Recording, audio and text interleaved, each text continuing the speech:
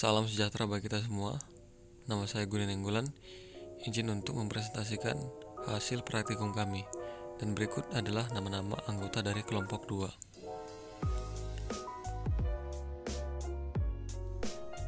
2. Yang pertama adalah keripik ubi.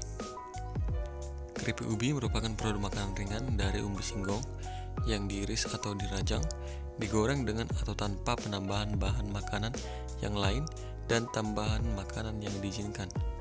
Keripik singkong dapat diolah dengan melakukan penambahan garam yang bertujuan untuk memberikan cita rasa gurih dan memperpanjang umur simpan.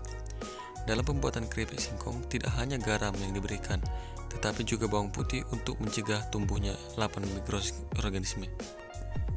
Tahapan pengolahan ubi kayu. Yang pertama adalah ubi kayu menjadi keripik singkong dimulai dari sertasi ubi kayu, kemudian yang jelek ataupun yang rusak dipisahkan dan diikutkan dengan proses selanjutnya untuk menghindari rasa pahit dan keracunan yang disebabkan oleh asam cyanida yang ada dalam ubi kayu. Dan yang kedua adalah proses pengupasan kulit, yaitu daging ubi kayu dipisahkan dengan kulitnya dengan cara pengupasan.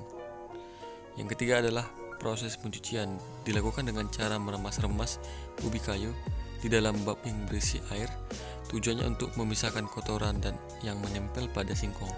4 tahap selanjutnya adalah pemotongan dengan menggunakan alat pemotong manual dengan ketebalan 2 mm. Yang kelima, tahap selanjutnya ini adalah pengolahan ubi kayu, yaitu perendaman. Proses perendaman ubi kayu bertujuan untuk menghasilkan tekstur yang lebih renyah dengan menambah garam atau kapur sirih pada rendaman ubi kayu yang telah dirajang, kemudian diaduk dengan merata dan didiamkan selama 30 menit. Yang keenam adalah tahap penggorengan, yaitu penggorengan dilakukan dengan suhu mencapai 120 derajat dengan minyak goreng. Dan penggorengan dilakukan sampai irisan ubi kayu berwarna kuning. Yang kedua adalah bawang goreng. Bawang goreng adalah bawang merah atau bawang putih yang diiris tipis dan digoreng dalam minyak panas hingga renyah.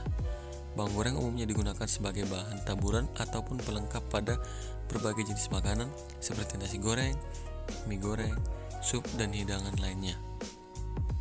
Namun, untuk konsumsi bawang goreng secara berlebihan dapat berdampak buruk pada kesehatan.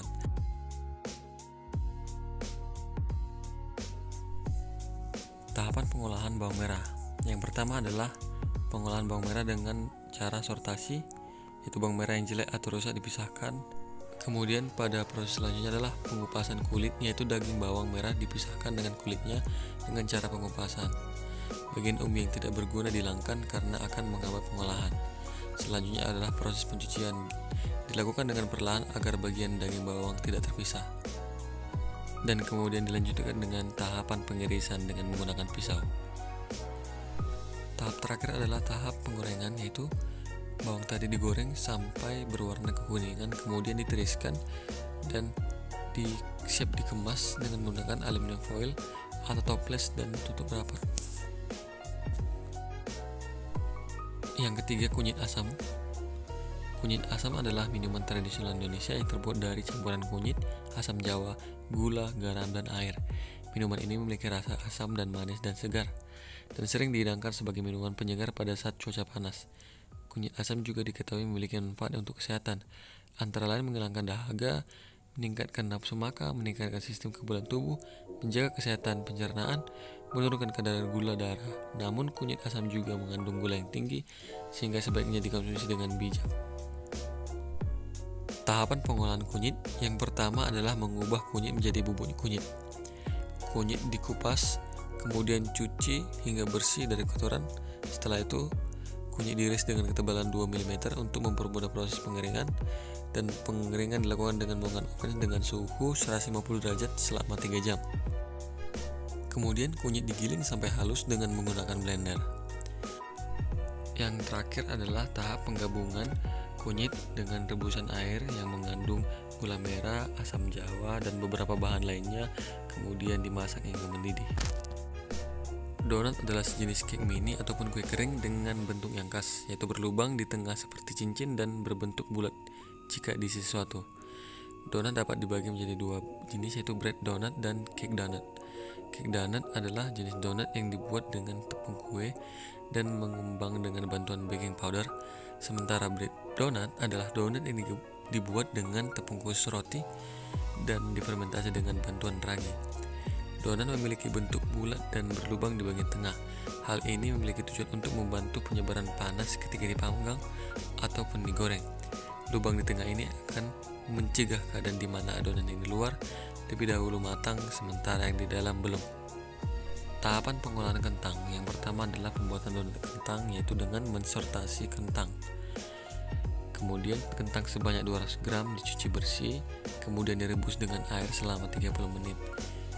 Selanjutnya kentang dikupas kulitnya dan dihaluskan dan didinginkan dengan suhu ruang. Dalam pembuatan donat kentang digunakan tepung roti sebanyak 500 gram, kentang kukus dan kuning telur dimasukkan ke dalam campuran lalu dicampur secara manual selama 5 menit. Ditambah ragi, garam, gula pasir, susu bubuk, dan lain-lain. Kemudian adonan didiamkan selama 60 menit dengan suhu 28-30 derajat dan kemudian dilakukan proofing di atas loyang tertutup selama 30 menit dengan suhu 30 derajat, yang dimana proofing merupakan tahapan dalam pembuatan roti untuk mengaktifkan ragi dalam adonan dan untuk proses fermentasi. Kemudian dilakukan penggorengan. Yang kelima adalah permen jelly wortel. Permen jeli atau kembang gula lunak adalah jenis makanan selingan yang berbentuk padat, dibuat dari gula atau campuran gula dengan pemanis, diberi atau tanpa penambahan bahan pangan lain dan bahan tambahan pangan yang diizinkan. Permen jeli merupakan permen yang terbuat dari campuran sari buah-buahan, bahan pembentuk gel atau dengan penambah agnesia flavoring untuk menghasilkan berbagai macam rasa dengan bentuk fisik jernih dan transparan. Pembuatan sari wortel. Tahap pertama yaitu melakukan sortasi. Kemudian tahap selanjutnya adalah dengan mengupas wortel dengan menggunakan pisau. Kemudian dipotong kecil-kecil dan dimasukkan dalam blender dan ditambah air dengan perbandingan air dan wortel 1:1. Selanjutnya disaring dengan menggunakan saringan ataupun kain peras untuk memperoleh sari wortel. Dan berikut adalah foto dari sari wortel yang sudah diperas tadi. Kemudian tahapan terakhir dalam pembuatan permen jeli wortel adalah sari buah dicampur dengan menggunakan gula pasir sebanyak 500 gram, bubuk agar-agar sebanyak 7 gram, sambil diaduk dengan pemasakan dilakukan selama 25 menit dengan suhu 100 derajat Celcius. Kemudian dituangkan dalam loyang dan ditutup dengan menggunakan aluminium foil. Selanjutnya dibiarkan dalam suhu ruang 20 menit. Setelah itu dimasukkan ke dalam lemari pendingin selama 6-7 jam. Baik, sekian presentasi dari kami. Jika ada kata-kata yang salah, mohon dimaafkan. Terima kasih.